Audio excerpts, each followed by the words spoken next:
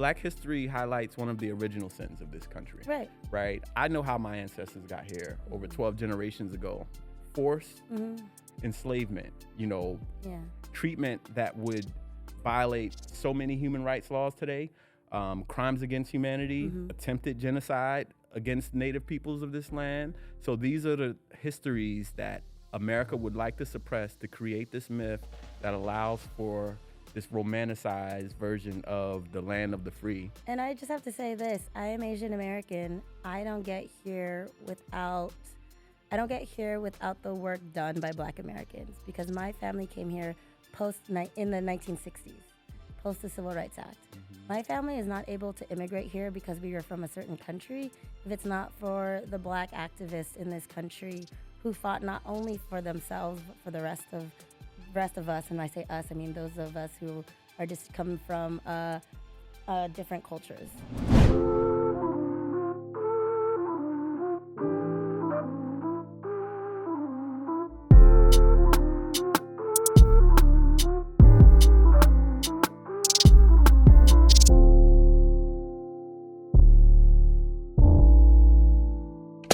Hi, and welcome to the Know Your Rights Camp podcast. I'm Amir. And I'm Dee. And we're your hosts, bringing you today's topics that affect Black and brown communities.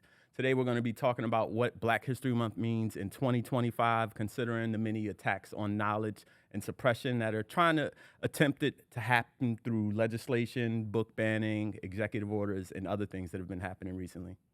So there's a lot going on right about now. So let's kind of let's figure out exactly where we are in this exact moment. Traditionally, February is known as Black History Month, and it's one of many cultural celebrations that happen in this country. However, with Trump's executive orders and all of the legislation being rolled out to remove DEI programs, some of the things that are being affected are these cultural celebrations. Now, it seemed right before February 1st that we weren't going to have Black History Month, but the president decided to declare February Black History Month nonetheless, as if it was the first time it was being declared Black History Month. Right.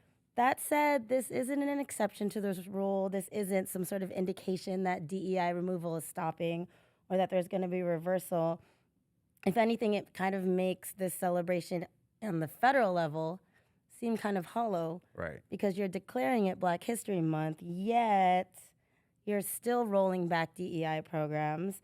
You gave it a name, but you're saying that there are to be no federal celebrations, and you're handing out rules for strict compliance with this. So this sort of just indicates that we really are trying to remove these cultural celebrations, but maybe he just couldn't get to February in time. Right. Yeah.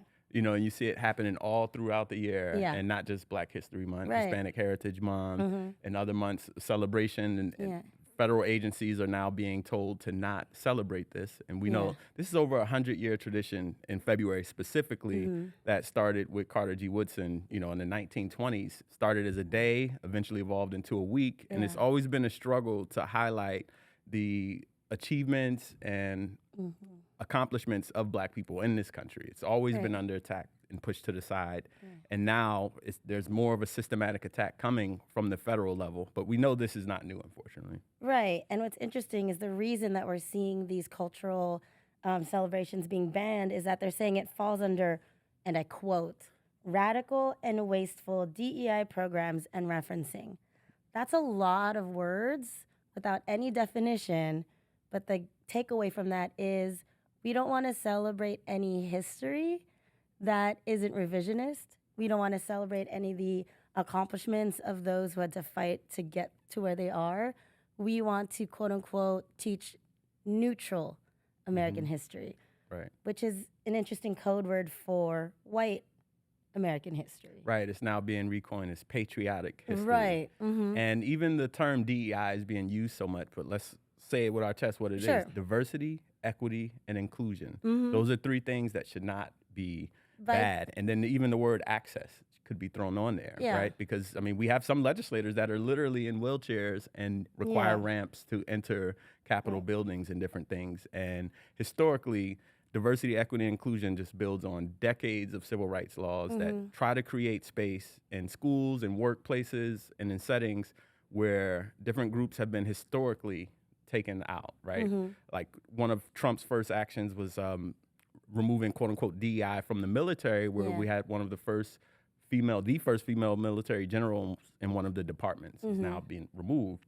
But if you look at the history of the U.S. military, you can see systematic denial of opportunities for women, for Black people, and for others. You know, so the attempts to undo that have been making progress in decades. Not a lot of progress, but still progress is being made. And now there's an attempt to bring it all to a standstill and actually reverse it and go back to the pre-1960 days. Right. I think it's interesting because by definition, diversity, equity, inclusion, those are all positive things.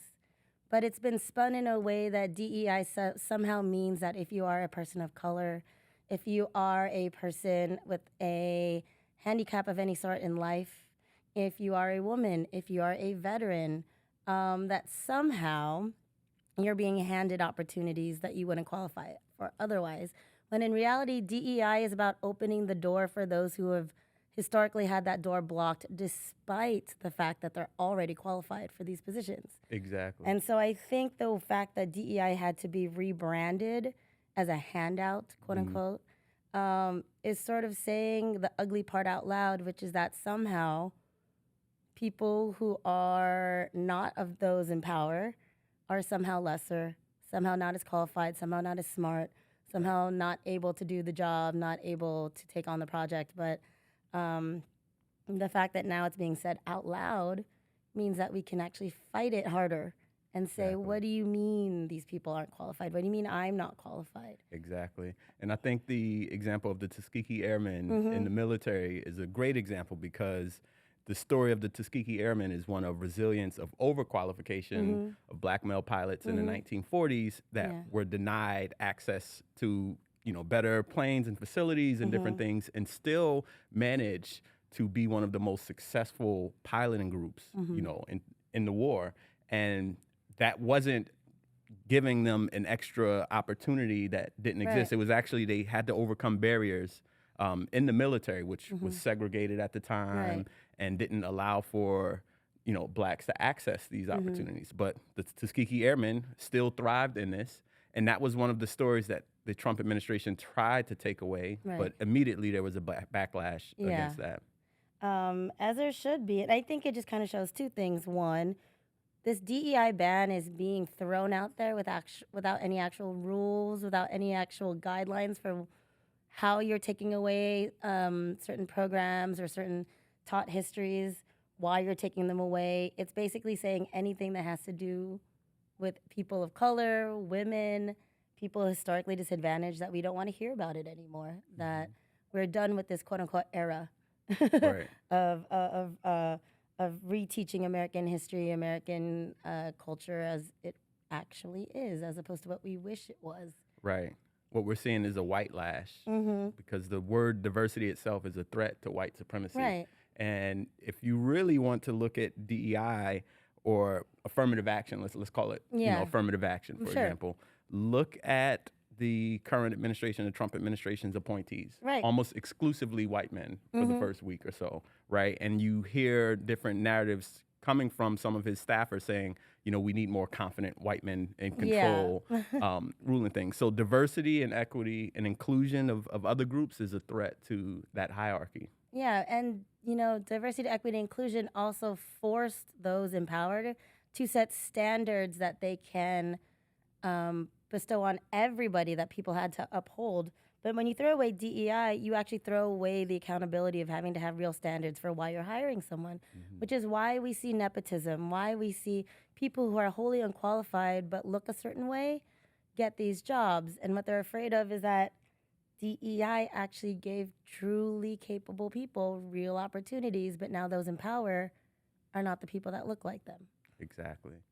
This country has always prioritized opportunities for different groups from its inception, where only white men, a certain white men, landowners could vote. Right. And since then, its power has been concentrated in the hands of those. So, I mean, literally every president except one, has been a white man, right?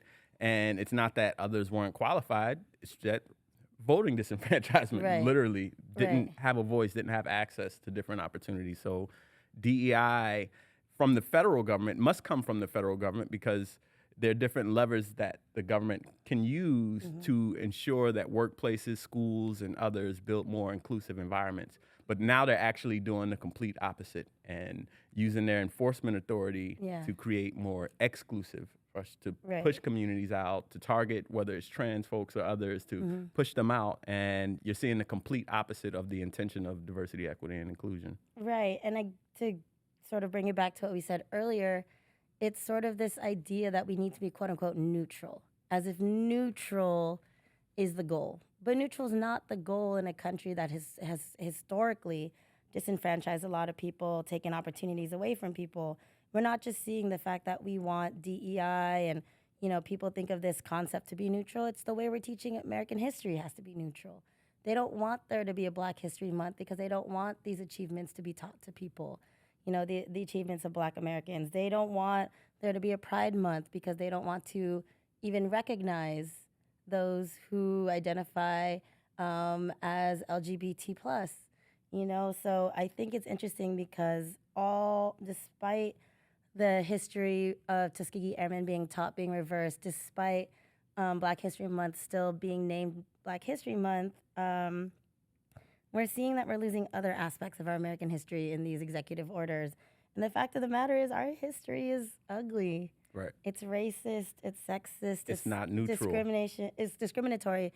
It's never been neutral. No, I always think of the quote from my favorite historian, Howard Zinn, where he says, you can't be neutral on a moving train. Right. Society is going in a direction, whether or not you are challenging it or not. And if you do nothing, you're just going in the same direction as society. And Black history is American history. It is. So many achievements like the carbon filament in the light bulb that's giving us light now, the stoplight that you see outside, and just so many contributions, not to mention culturally and other aspects.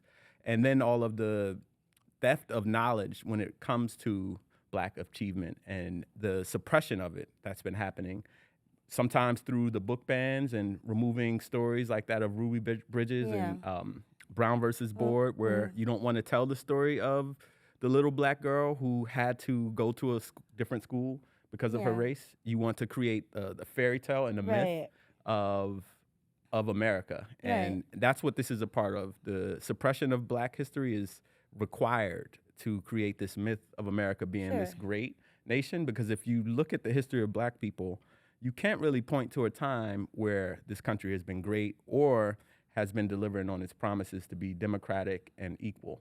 Right. So the way the history is being taught is, well, maybe we can teach a cookie cutter version. We fight wars, we win. Yay, America. We celebrate the achievements of certain groups, but we don't explain why it's necessary to celebrate those achievements. There's this movement to, well, you can have your ethnic studies classes as long as they're over there and away from the way we teach other history, and instead of incorporating it. So DEI, which is to ask for inclusivity, which is to include the history of other cultures in this country into the way we teach American history, is where people said, oh, we're going too far. You can have your ethnic studies over there away from us.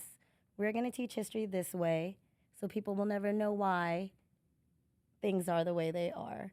And so I think it's interesting that that was the line that needed to be drawn, is that we are going to teach the way we overcame certain instances of racism, certain instances of sexism, but we're not going to explain how or why, and we're just going to leave it there and not to try to go any further. We achieved it once, we've achieved it now, and suddenly we're great. But that's just not it. DEI, Black History Month, these are things that need to be taught over and over throughout history, because if you don't teach it, we lose that knowledge. And it sounds cliche, but knowledge is, in fact, power. Right. No, absolutely. And the targeting of these efforts is very troubling, where they're creating DEI task force in the federal government, but to identify anyone who's had a history of attending a training related to DEI or facilitating something, and it's pretty much, targeting, going after people and eliminating entire positions.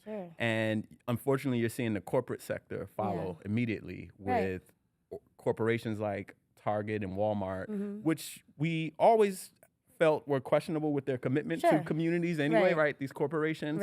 But with them following the federal government and Trump's executive orders and eliminating the small commitments that they did make to ensure that their shelves were stocked with products from people from different backgrounds, that their leadership had representation from different races and groups. And they're retreating on that and going back to the time where it's okay to just have a white board of directors.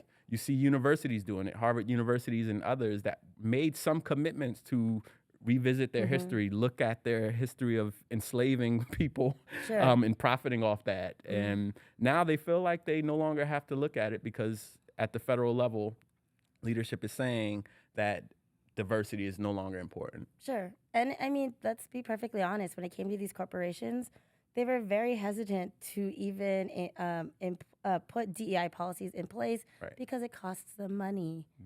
And the fact of the matter is, if the federal government says you don't have to do this anymore because we're not doing this anymore, of course, because capitalism is capitalism, they're going to eliminate what they probably consider wasteful spending.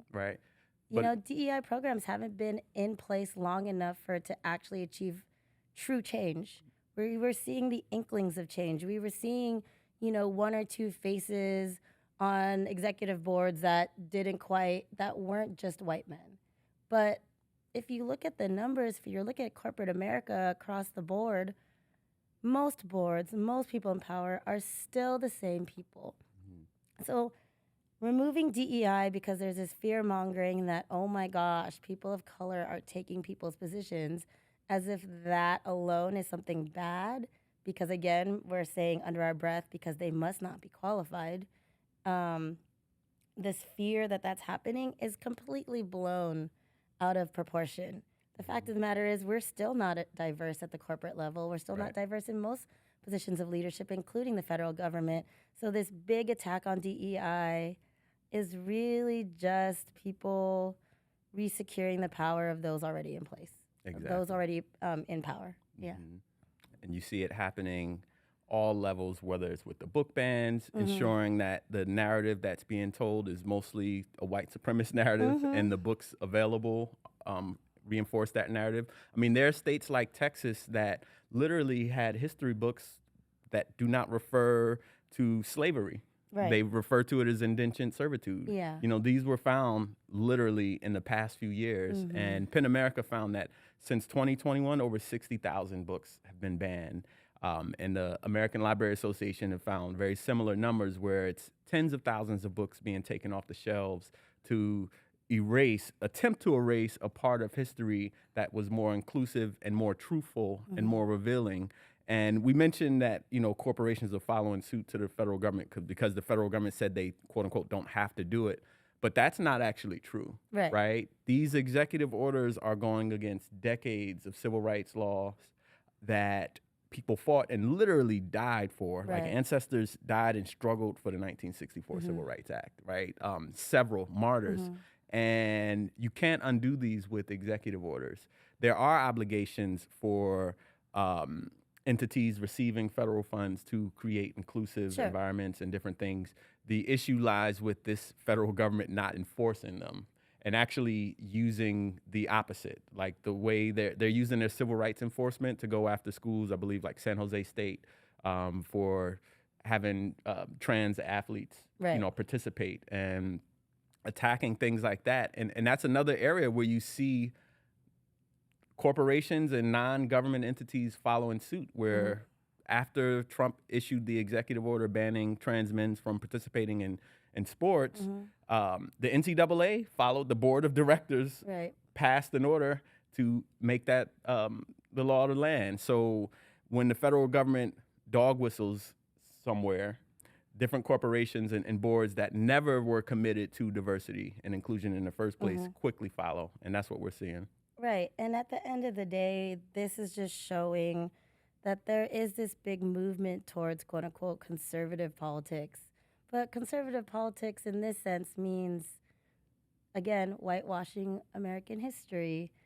We have a hard time as a country being accountable to ourselves.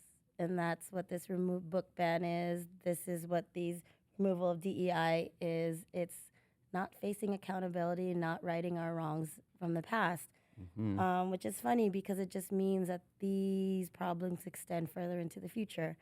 When it comes to the book ban, if you really boil it down, it's very silly, I'll say, because they're not just banning books that are absolutely positively taught at schools.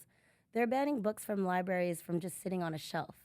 It's as if the existence of these books, the existence of a history that is a little bit more accurate, as if hearing from the voices of people whose voices you never get to hear from is inherently bad.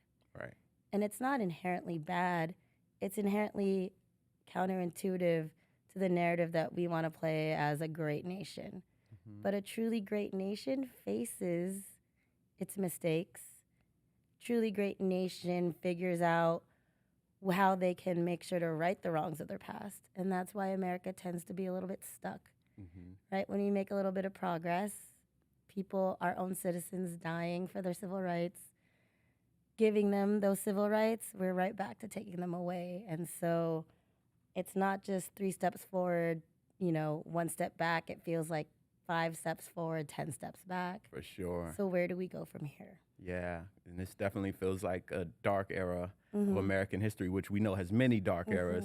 But in terms of, banning tens of thousands of books and what the federal government is doing, removing, I believe, over 8,000 documents have been removed within the first few weeks of the Trump administration, documents that reference guidance on what schools and workplaces should be doing to encourage different things.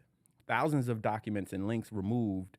This is sort of like what you heard about with empires burning books back in the day, That's what I was just going to say.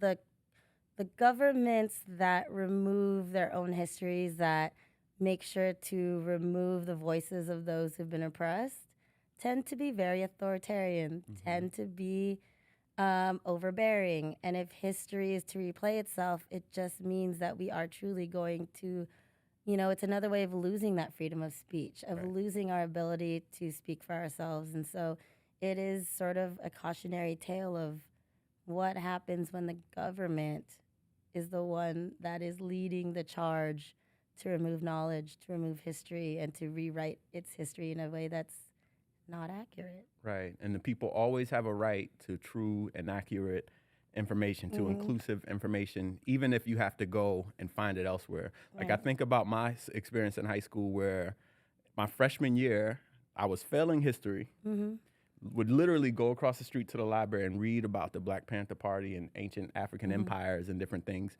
But I was failing my history in class because this white supremacist, conqueror, imperialist, learning about Napoleon and George Washington and different things that didn't honor my history. Then go to college, I become a history major and teacher, ironically. But in my own high school, I was failing it. But they couldn't suppress the knowledge. So we just encourage viewers and others to always just encourage others to find that knowledge because it's still out there in different things and celebrate history. There's no way you could ever kill Black history in this country. But we understand why a federal government that's fascist, white supremacist would want to suppress it because Black history highlights one of the original sins of this country. Right? I know how my ancestors got here over 12 generations ago. Forced enslavement, treatment that would violate so many human rights laws today, crimes against humanity, attempted genocide against native peoples of this land. So these are the histories that America would like to suppress to create this myth that allows for this romanticized version of the land of the free, when in the reality is we are still not fully free today because we can't even access books in our library. That's right. And I just have to say this, I am Asian American. I don't get here without the work done by Black Americans because my family came here in the 1960s, post the Civil Rights Act. My family is not able to immigrate here because we were from a certain country if it's not for the Black activists in this country who fought not only for themselves but for the rest of rest of us, and when I say us, I mean those of us who are just come from different cultures. Mm-hmm. And so it's funny because I was also an ethnic studies major in college. I didn't learn anything about Asian American studies, African studies, if it wasn't for ethnic studies existing at all. Right. And the way it just sort of angered me, to be honest, that I had to go through 12 years of,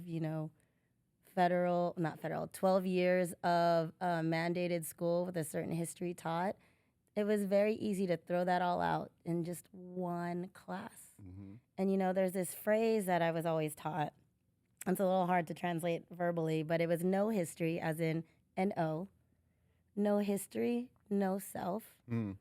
But no history, K-N-O-W, no self. Mm. So my favorite phrase was always no history, no self, but know your history, right. Know yourself. And not just yourself, but those around you, mm-hmm. right? We talked and referenced a lot about the divide going on right now in this country. But I truly believe, and I don't say this to sound, overly romantic, but I do think if we knew each other's histories and we intertwined each other's histories and understood that Black history is American history, for example, that we do have a better sense of each other. We do have a better sense of where we came from. And I think it would have helped if it had been taught this way, or if we fight to teach it this way, to at least ease some of the tensions. It's not going to be a Band-Aid that fixes everything. Right. But I think it was the start we were all hoping for, and we just can't even get there. Right. And that's a form of violence when you're not able to see yourself in your curriculum, in your school. That can create images of self-hate and self-doubt. Right. And, of course, like you said, not even knowing who you are. It's like a tree without roots and different things. So that is a deliberate attempt by this government. And education and access to knowledge has always been used to control populations, and limiting access to knowledge and creating a culture where it's bad to be diverse, it's bad to be woke, is fear-mongering. But again, you can't suppress history because people will always find a way to the truth. The great thing is, as much as there's been a history of book banning and suppression of knowledge, there's also always been a history of people fighting back against that by recording the history for themselves and for future generations. Maybe we're not seeing it now, but I truly believe that in this generation and in this moment, people are writing the history as they see it. And while it may not be included on a school curriculum, and while it may be something that the government might want to ban, I believe it will live on. And I'd like to think that our way of fighting back is to have these discussions, to teach each other anyway, to find ways to teach each other and teach future generations. And so, it's a little bit of a fight right now on the federal level, but I do know that communities are rallying to, share their knowledge, teach history as we know it, teach each other's cultures. And, we're having this conversation now, and we're not the only ones having it. And so as long as these conversations persist, I'd like to think that we'll find a way to make sure that Black History Month, Pride Month, all these celebrations will always have a voice, right? Even if it's not on the federal level. Even if it's not on the federal level. We have to continue to speak truth to power. We have to continue to have these conversations and reflect on these moments that are dark, that might require people to reflect on their ancestors. Right. I think that's part of the problem. Yeah. These executive orders, you're seeing a lot of white fragility where they don't want school children to learn about what this country truly did to people, and what would actually explain the social hierarchy that you see today. Right. There's regret there. There's fear that the truth would, even in the executive orders, I'm trying to remember the language that he referred to. He said, we don't want school children to feel ashamed or different things. But I can carry the shame of my ancestor being in chains, but you can't learn about how your ancestor put my ancestor in chains. Sure. So that's part of what's trying to be avoided. But we just have to be brave enough to have these conversations and confront the truth. And at least this is the start, right? Mm-hmm. Thank you for watching and listening to this episode of Know Your Rights Camp podcast. Be sure to follow us on all social media platforms at Your Rights Camp. And be sure to subscribe to our YouTube channel at Know Your Rights Camp.